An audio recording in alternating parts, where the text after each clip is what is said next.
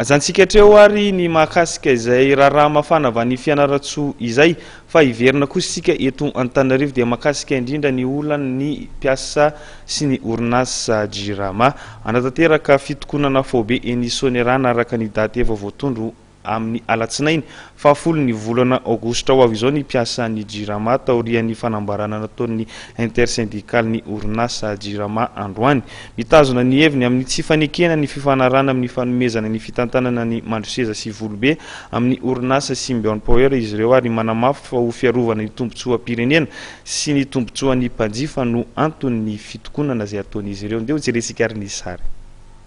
Mbola voatazona ny datin'ny alatsinainy 10 aogositra ho avy izao anatanterahana ny fitokonana fobe iarahan'ireo mpiasa ny jirama manerana ny nosy hoy ny intersyndical ny jirama ahitan'ireo sindika 12 mivondrona ao anatiny androany.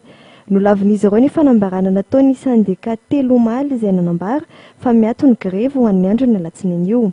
Nambafisiny intersyndical ity tamin'ny resaka tampapalala vaovao androany tety amin'ny vilavania tamena fa mampitombo ny vesatra alohan'ny orinasa jirama ny fifanarahana ny rahana tamin'ny orinasa Symbion Power izay aritra 20 taona. Itombo izy ireo ny varotra fatiantoka izay efa misy amin'izao fotoana izao. Voafaritra ao anatin'ny fifanarahana io araka ny tatitra nataon'izy ireo ny frais variable na ny sarany solika sy ny herinaratra mitetina hatrany amin'ny 12.520 cents na 700 ariary isaky ny kilowattheure sy ny frais fixe mitetina hatrany amin'ny 330 sy 330 arivo sy enina sy $400 isam-bolana.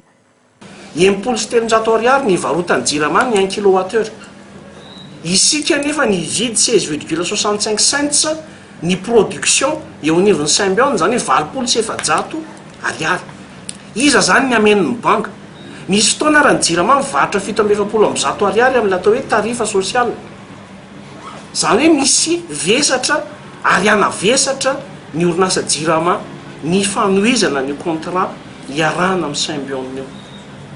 30 andro aorian'ny fahavitana fanaovan'ny tsony ao eo amin'ny Symbion sy jirama dia ny jirama dia tsy maintsy mametraka n'ilay atao hoe lettre de crédit révocable eo anivon'ny Symbion.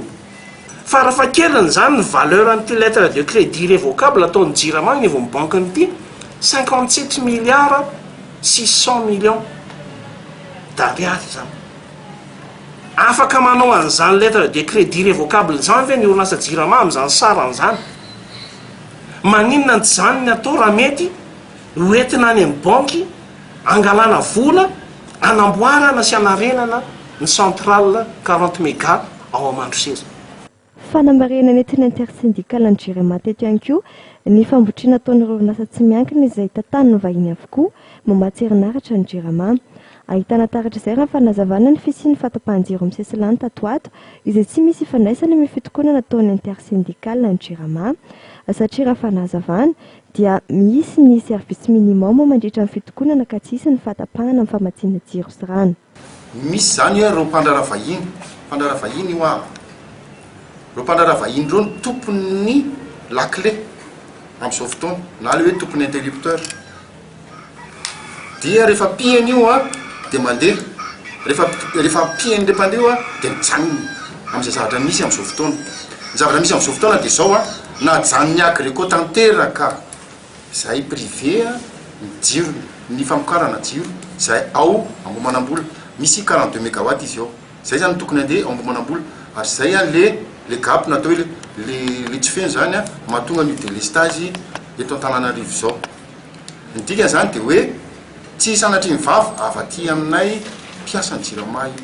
Sosokevitra rosin'ny mpiasa ny jirama moa ny fifidianan'ny fanjakana ireo kojakoja fanolo ilaina aka ny teknisiana ao amin'izy ireo ihany dia efa afaka manao ny fanamboarana ny centrale etsy Mandroseza ka ahafahana mamokatra 70 mégawatt. Sarotiny intersyndical ny jirama amin'ny centrale Mandroseza sy Volobe noho izy ireo NDP iankina ny jirama raha ny fanazavana.